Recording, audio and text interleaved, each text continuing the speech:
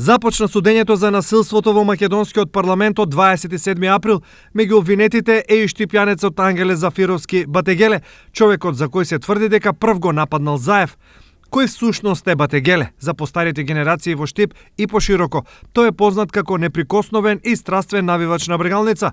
Во негова организација навивачите патуваа ширум Македонија и некогашна Југославија, а од надпреварите на Брегалница на трибините правеше вистински спектакли.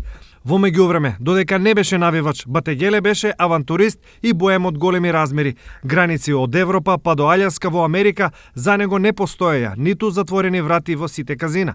Освен со коцка, многу вешт беше и во честото менување на границите. Што во меѓувреме организирал или носел со себе, останува негова тајна. Во меѓувреме, во 80-тите години, животот го носи и отвора луксузен бар и сладкарница во Прага. Таму основа семејство и интензивно се дружи со Јордан и Сашо Мијалкови. По известно време семејството му се распаѓа, го напушта жена му со детето и тој неколку години нив ќе ги бара во Америка. Од оваа приказна настанува и големиот хит на Зоран Ванев, Ангела, името на неговата ќерка. Откако ја наоѓа ќерка си, се враќа во Македонија без покрив над глава, без пари, без семејство, со сериозно нарушено здравје и речиси без вистински пријатели. Токму во тие моменти целосна животна поддршка му дава семејството Мијалкови, му обезбедуваат стан, примања и пред се лекарска помош.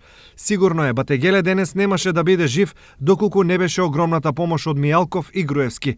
Како благодарност ја прифаќа каузата ВМРО на телото и како што вели во срцето, ќе ги иститовира Мијалкови за секогаш, ќе напише книги и ќе нарача музички спот за песна за Груевски, а благодарноста ќе ја завери и со присуството во парламентот на 27 април.